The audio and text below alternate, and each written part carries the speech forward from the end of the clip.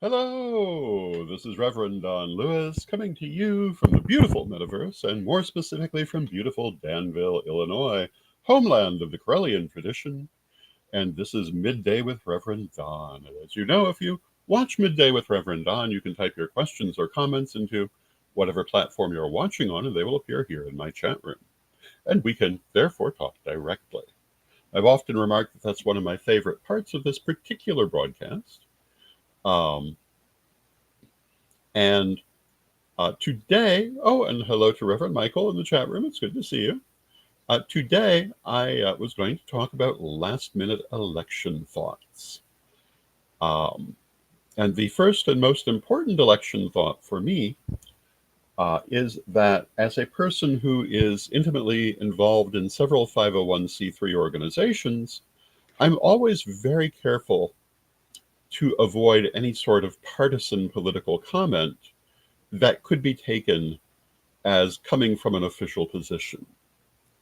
And I think that everyone who is in a legal position of clergy should also pay attention to this. And there are two reasons for it. The first one is that technically it's illegal for clergy people in 501c3 organizations to be endorsing any sort of political candidate um, or political action based on party. That doesn't mean that all political discussion is necessarily banned, but it does mean partisan discussion is. Now, we all know, of course, that certain Christian ministers do not pay any attention to this rule and never seem to have any problem when they tell their members who they should vote for. But I'm also one of the first people to condemn that practice. So I'm certainly not going to then turn around and do it myself. So the one thing I'm not going to be telling you to do um, is go out and vote for any one person or party, nor am I going to tell you who I myself would be voting for, because I don't think that's appropriate.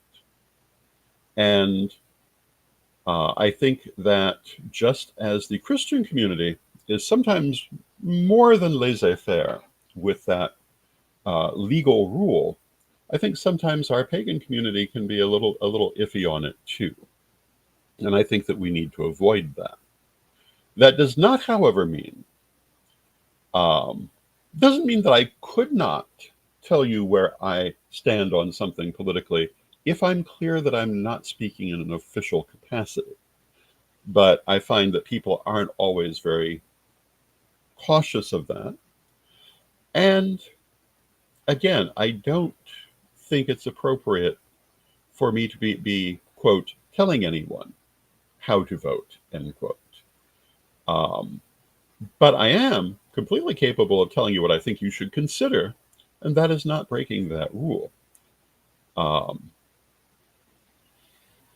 as a religious person, working within the confines of the 501c3 regulations, I can talk about many political issues as long as it's the issue that I'm talking about and not the party. And I've talked extensively about Project 2025. And we're probably going to talk about it a little bit more today. Um, but that is not inherently a party aligned issue. Yes, on one hand, it obviously is, but it's not coming directly from that party, nor is it, and we should all be very mindful of this, necessarily limited to one party. Christian nationalists have been trying to infiltrate the entirety of the government for many years. And when I talk about the damages that they wish to do to our legal system, as exemplified by Project 2025, it isn't necessarily just one party that could be a problem with this. Um, because it isn't really coming from a party, it's coming from a religious movement whose members, like our members, could belong to any party. Yes, they're more prominent in one than the other, but they're not absent from the other. And one of the things that I want to say today Again, I would never tell you who you should vote for, but I am going to tell you you should vote. You should determine who is your preferred candidate, and you should go out and vote for them. And hello to Steve in the chat room. It's good to see you, Steve. Regardless of who it is, and regardless if it's the one I would endorse, you should pick the one who seems sensible to you. And of course, I'm talking to our U.S. viewers because that's the U.S. election coming tomorrow. And you should vote for that person. And if it's not the person I would choose, well, that's irrelevant. As a citizen, it is your right to vote for whomever you choose to vote for, and you should. But you should also really consider everything that's involved. And that's kind of what I wanted to talk about today. And there are several things that I think most people are not considering. The first one is the presidential election is not the only election that's happening, nor is it the only one that's important. A lot of people in the presidential election only think about who they're voting for as president. And this can be very counterproductive because we are not a monarchy, do not intend to become a monarchy, and therefore the president does not rule the country. They lead the executive branch of the government. The legislative branch is still very, very important and can advance or hinder any policy that the president might put forward. And voting for those so-called down ballot candidates is just as important. And knowing who they are and what they represent is just as important as the big one. And hello to Moondancer in the chat room.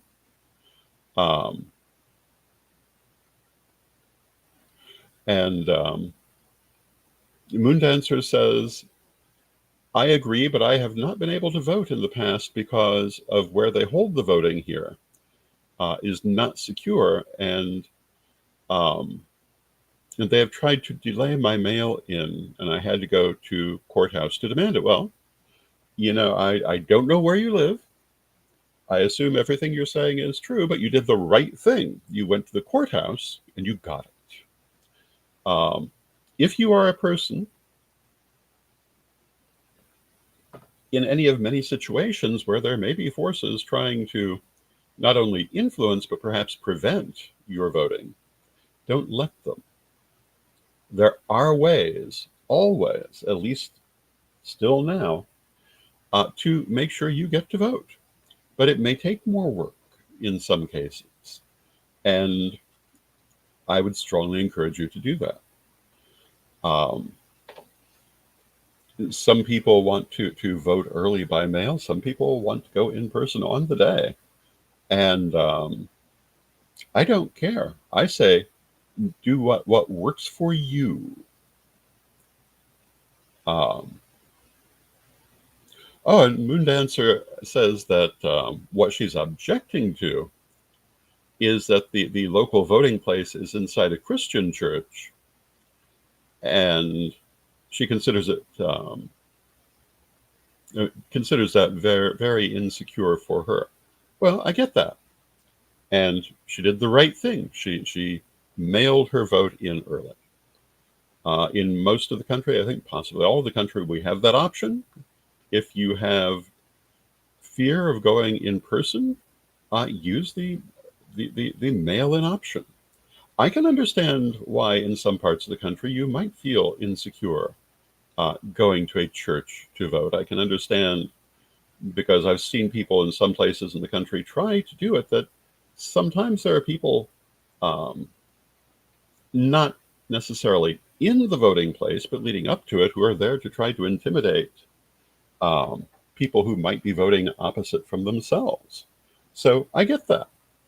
And be like Moondancer and get your mail-in ballot and vote early. I don't know that you can do that today, but it's the right thing to do. Don't just sit it out because there are other options. And Moondancer says, yes, we see that here a lot.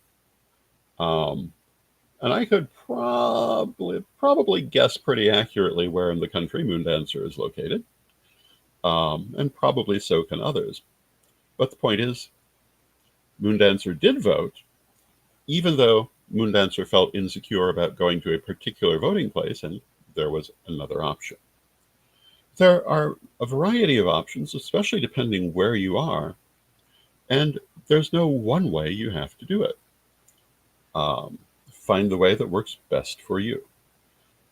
And again, it's not just the presidential race that matters. They all matter. Where Congress ends up is just as important as where the presidency ends up. But people often forget this. And these candidates may not be as glamorous or as well publicized, but make sure you know who they are too. And don't just don't vote blindly. And there are many things which for us, as pagans, and I know not necessarily everyone watching this program is necessarily a member of the pagan community, but the majority are. As a minority community, we have a number of issues that we need to be mindful of. It is there are a lot of people out there in the world who oppose the civil rights of our community, and there are a number of people voting in the current election based on certain kinds of religious points of view that have no room for us. And although we're not really in their rhetoric at the moment, we're going to be. You can already see people using our religious beliefs in politics to try to damage their opponents. And if you remember back a few weeks ago, everyone in certain places who objected to Taylor Swift's political endorsement were saying she's a witch, she practices magic. Well, she's not as far as I know, but wouldn't it be great if she was, from our point of view. I thought it was very interesting that Stormy Daniels apparently is a member of our community and has been for a long time, and was recently honored in Salem at the annual Samhain ritual. And good job, Salem witches. And Moondancer says Georgia has a pagan running for senator. Well, in that case, you probably should be paying attention to them. Make sure what they stand for. But if you find members of our community running, it's probably good to support them, because we have spent many years fighting for our civil rights. Now, younger pagans probably don't fully understand that, because if you're of a certain age, you've never not had those rights. But everything from our right to identify ourselves as churches, to our right to identify our religion as a religion in the military, to have pagan markers on military tombstones, to have pagan chaplaincy services in the nation's prisons, all of those were fights. Some of them lasted very long times. If you've followed Magic TV, now Corellian TV, for much of our 19 years, you'll remember stories about Patrick McCullum and others fighting for the rights of pagan prisoners, and the rights of pagan clergy to be able to minister to pagan prisoners, and how at one point parts of the country were trying to institute a, quote, tiered religious ranking, which would have excluded us. If you're as old as I am, you'll remember the Jesse Helms situation, the Helms Amendment back in the 1980s, that would have expressly disqualified any religion that included, that described themselves as witches or witchcraft from legal recognition. That failed, but some of the people running for office today are likely to try to do it again. These have been long-term issues that we worked hard to gain. Younger people may not realize it, but we have not had the same rights as our fellow citizens in many places and certainly throughout history. The history of non-Christian, for convenience, we'll say pagan religions in this country has not been a friendly one. My own family were very secretive about their practices down until the 1970s. And I can remember living in that kind of environment. Um, and I'll tell you, that kind of secrecy is not good for children. So when you vote, you really need to think about the status of our community, the rights of our community, and where they're going and where these people stand and what they might do if they're elected. And again, it's not all on one side either, because those Christian dominionists, or they're now being called Christian nationalists, have been working both parties for years. They have had greater success with some than others, but they're not just in one place. And we need to be paying attention to this, or it will sneak up on us. I've been very pleased by how many people have taken notice of Project 2025, which outlines very clearly what they would like to do. And I think you probably heard about it first from me, or if not from me, from Ed the Pagan. But you've heard about it now from all over the place. And I hope you're listening. We have been talking about this long before it was published in any form. And for many years, the pagan community would not listen. Ed the Pagan was actually trained as an evangelical minister and knew about the basic intent for all of these political things to happen, and was warning people for a very long time, to no effect because they wouldn't listen. I hope people are listening now, because it's not too late, and we need to be mindful of it, and not just in one election. That's probably the most important thing I'm going to say to you today, that it's not one election we need to be mindful of. Because no matter who wins this election, the basic situation will not change. The danger of Christian dominionism / Christian nationalism may be advanced or blunted, but it won't be absent. And they will be, if they don't come out dominant in either the presidential or the legislative elections, they will merely be regrouping for the next one. And we need to not let down our vigilance. And we need to be working for that future, not just this present. And this is a problem, I think, for a lot of pagans, thinking in terms of the future and not merely of the present. We tend, as a community, to often be very focused on just where we're at. Now, on Friday, I was talking about our upcoming super auction and our Karelian Community Church Elder Care Ministry, and how this is a long-term project. Just to get to the beginning, we're planning a year of working on it. And it will never cease needing to be worked on, because there'll never come a point that it can just stand on its own. It will always need support. It will always need to keep going forward. But this is true of everything. And it's certainly true of our political position.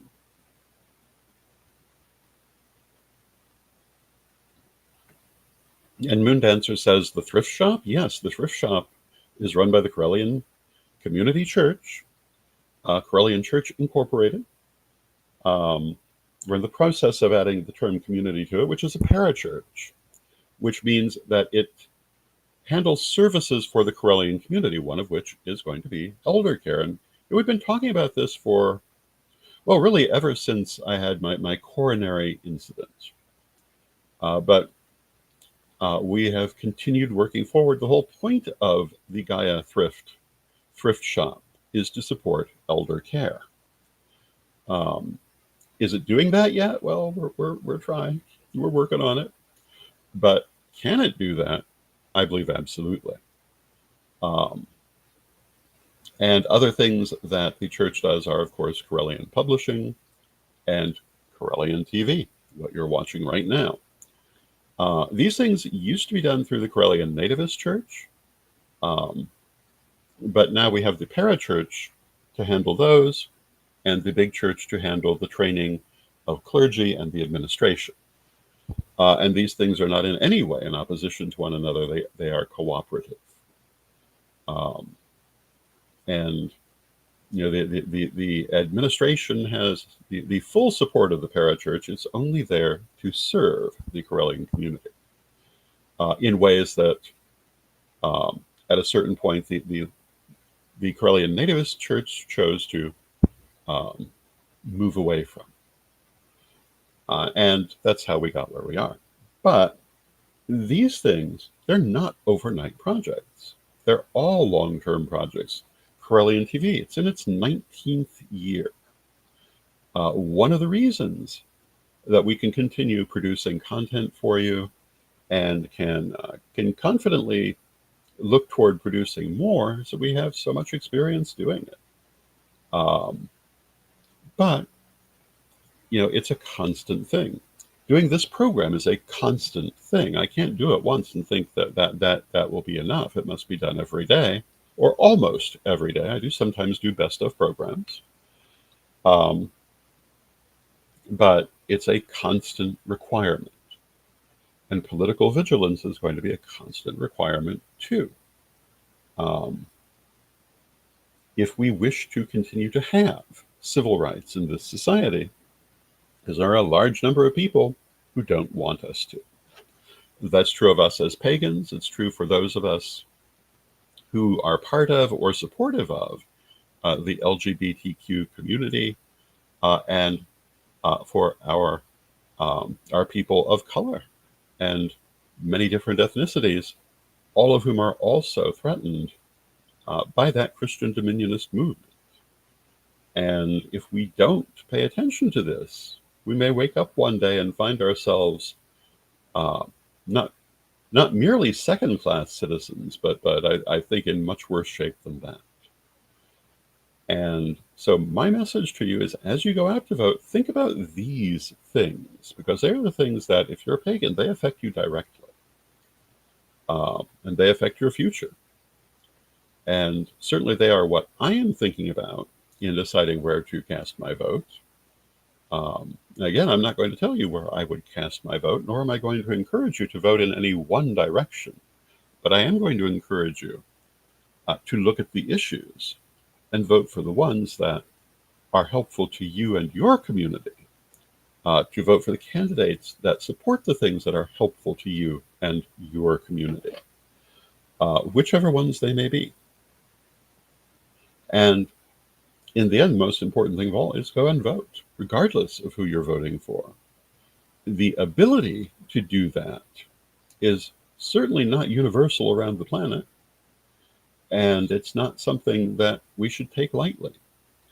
Yes, on one hand, we do it every few years, but that doesn't mean that it could not be in danger, particularly for some of us. And we need, I think, to be mindful of that. And at that, I see that we are at 24 past the hour, about to be 25. So I want to take a moment for a message from our sponsors. And why are we doing this? Because we love our sponsors. We have great sponsors, which I say with no self-interest at all.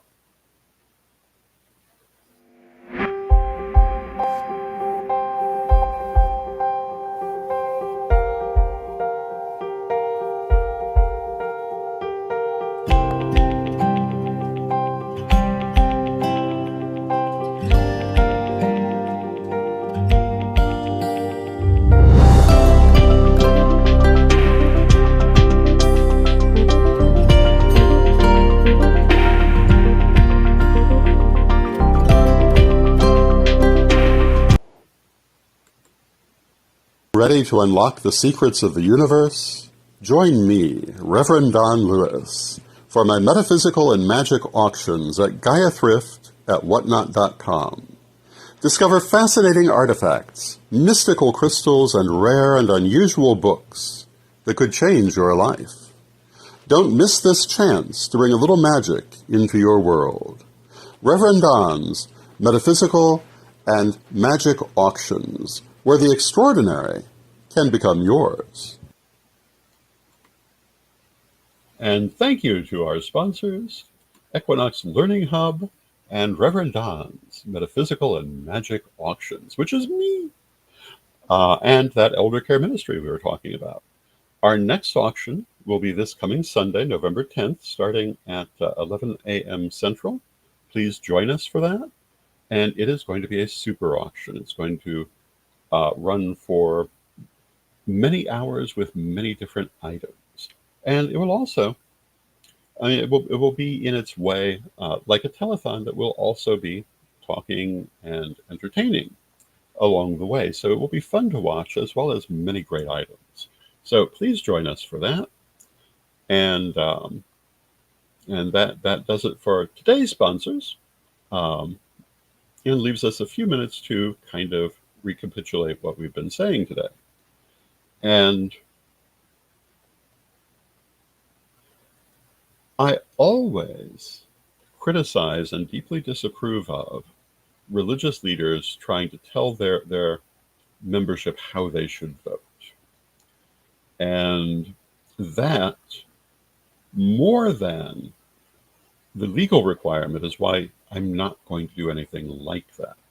But I do think it's appropriate to talk to you about the issues that I think are important. And that is perfectly appropriate legally, and I think morally. Then you make your own decisions. And I think in general, that's how religion should be.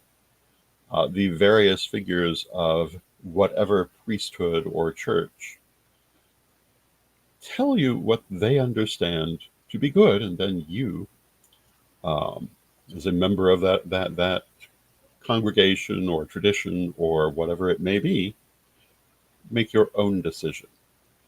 There should never be a point that you are a slave to just what other people would do. You have your own needs, you have your own life. However, it is good to talk about these things and to look at what may be important.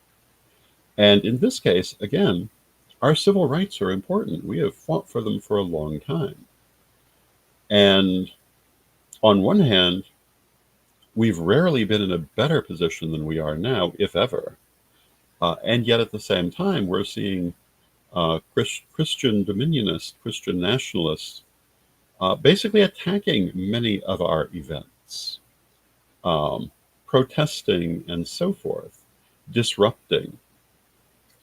And that needs to be a little bit of a red flag for us on what we can expect if they rise to greater power than they've got.